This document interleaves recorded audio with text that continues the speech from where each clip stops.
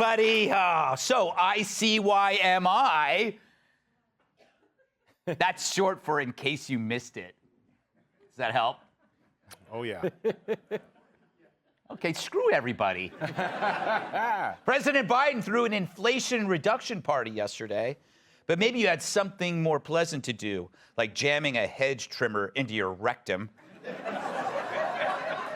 Don't judge. He held it on the White House lawn because he couldn't remember where the front door was. And this way he wouldn't pee on the rugs. Plus, that lawn could always use some extra fertilizer. Now, he threw this party even as inflation hit 8.3%. His staff wanted to cancel, but Jill had already told Joe there would be balloons, clowns, and a pony. But it felt like they were throwing a surprise birthday party for a corpse, then watching that corpse drone on for 25 minutes. It's funny, at most memorials, you never wonder, when's this stiff gonna shut up? And really, is the economy something Joe should be celebrating? It's like the Washington Generals throwing a parade after a season of playing the Harlem Globetrotters. Hooray, we went 0-82. It's like Alec Baldwin giving himself an A in marksmanship. What, something happened? It's like Brian Kilmeade throwing himself a book party. And it always sucks when reality rains on your fantasy. As Biden boasted of his phony accomplishment, the stock market sank faster than Joe's nose in a nearby ponytail. The Dow plunged 1,200 points. That's one of the largest drops since Joy Behar tried to sit in a beanbag chair. Terrible. Food prices continue to climb, housing's drying up, and yet Joe continues to gaslight us like we're a frat boy's fart. You know, we used to light those. Anyway, his first mistake, inviting a newcomer to today's music scene, James Taylor, to open the festivities. Here's a clip.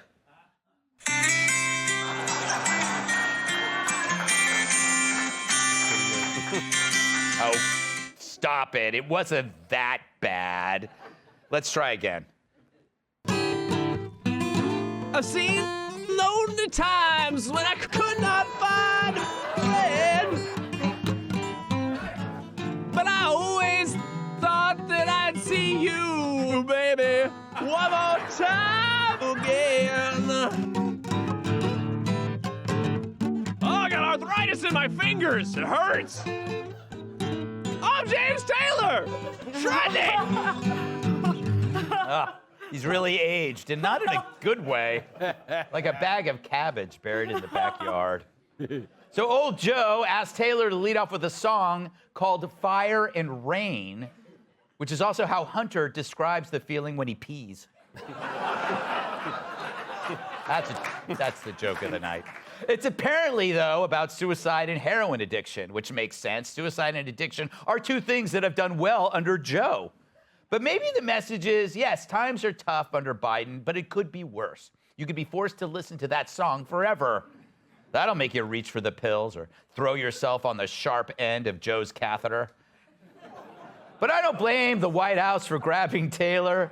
Joe originally asked for Sinatra, and before that, Glenn Miller. Sadly, everyone Joe's heard of has died or was killed by Hillary. But shouldn't you think about what you think about at the time? Think about what you'd think about at the time. Think about how you'd feel if you didn't have the insurance and didn't have the money. It's wrong. It's not who we are, and we're going to fix that too. Joe, do us a favor. Please stop fixing things. It's not your forte. I mean, you're less helpful than a homeless dude trying to squeegee your windshield with a bottle of urine. Shout out to Jimmy Fallon. Hey. But at least the soul of America is vibrant. The soul of America is vibrant, the future of America is bright, and the promise of America is real. It is real. It is real. Yes. Be suspicious when a politician references your soul. Bad leaders rely on abstract concepts when they can't point to concrete successes. Leave my soul out of it. What about gas prices, the war? crime. But I guess making progress in every country as big and complicated as ours is difficult. Making progress in every country as big and complicated as ours is difficult. It is not easy, and it never has been. So that's your excuse. It's hard. Well, I hate to tell you, sport, it's your job, and everyone before you has done a better job. I wonder if that's an applause line. That's an applause line. It's so cute when the brain locks horns with the Botox. But talk about bad timing. A victory lap on inflation as the inflation numbers come out. Feels like Joe was leading the band playing on the Titanic, just like he did back in 1912. He performs like a demented birthday clown as staffers forced to pretend that they're there by choice. Of course, the White House touts declining gas prices, which is what happens when people stop buying gas because it's too high, and you're responsible for them going up in the first place. He's like the guy who sets his neighbor's house on fire and then wants to be called a hero because he rescued their cat. Talk about gaslighting. Gas prices go up when you buy it, and gas prices drop when you don't. I'd call it a catch-22, which is also the projected number of times Joe will get COVID by January. Food's up 13.5%, electricity up 15.8%, and rent's up 7%. Health insurance a whopping 24%. But ask KJP, I wonder if she'll say prices have been essentially flat in our country these last 2 months. Prices have been essentially flat in our country these last 2 months. Yeah, much like a scan of your brain. I'd call her a puppet, but I don't want to get hate mail from Miss Piggy. Fact is, we knew inflation was coming after all the government spending. But what we didn't expect was them saying more government spending would solve the problems caused by government spending. And now Biden's student loan cancellation, that's going to cost us another $500 billion. So while families are draining their savings on life's basic needs, Joe is bailing out gender studies grads reneging on loans that they agreed to pay. He's rewarding the least deserving by punishing those who paid their debts. That's only going to cause prices to soar.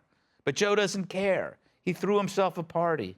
And Joe will take any excuse to cut cake or the cheese. So obvious. I wonder what Joe has to say. I seen anger. I seen pain. I seen folks trying to fill their gas tank, trying to stay sane. I left all those folks living paycheck to paycheck out in the rain. And you know what I got to say? Come on, man. Let's welcome tonight's guests. I know they say dress for the job you want, but I already have a bookie. Fox Across America host Jimmy Fallon. He's so sharp, his handshake will give you splinters. Host of Off Limits with Ian Howarth. Ian Howarth. She's like an ear of corn, slender, blonde, and goes right through you. Fox News contributor Kat Tim. And he needs a crop duster to apply sunscreen. My massive sidekick in the NWA World Television Champion, Tyrus. Natural tan. I don't need sunscreen. Jimmy, as always, I see you got another part-time job. You're a rodeo clown at a petting zoo. Is that what it is? You know what I do look like? What? I look like a children's magician who shouldn't be around children. Yes. I realized that when I left the house. And by the way, happy birthday. Oh, thank you. It's hard to feel older when the waitress still brings you a kid's menu. You know what I mean? But good for you. Oh, nice to see you. nice. Anyway, besides the fact that it looks like your face ate your face. The Atkins diet. What do you make of the timing of all this? Shouldn't they have done the right thing and just like postponed it? Oh, it's so embarrassing, dude. Yeah. The fact that they got out on the lawn yesterday, and you know in football, if you win a game, They dumped the Gatorade on the winning coach. Yeah. The losing coach down 49-10 dumped the Gatorade on himself. Yes. And it's like, I'm going to Disney World to ride Snow White and the Seven Genders. Come on, who's with me? It was really embarrassing. And I feel like they're in a tough place now, where they've made a calculated decision that between now and the midterms, they're just going to claim it's working. You know what I mean? Because they had candidates trying to distance themselves from Biden. Yeah. You know, is he going to run? Is he not going to run? Now they're like, we'll just say it's working. And I think that's what they're going to tell us, that the economy identifies as doing well. Yes. That's what's going to happen. KJP is going to get up to the podium and be like, the economy identifies as doing great. Its pronouns are bull and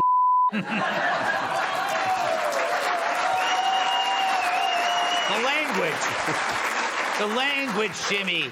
Might I remind you that this is a family show? yeah, the Manson family. Yes, exactly. So, Ian, welcome to the show. First Thanks for having time. me. Glad to have you here. What did you make of this whole event yesterday? It felt like Donald Trump planned the whole thing. Really?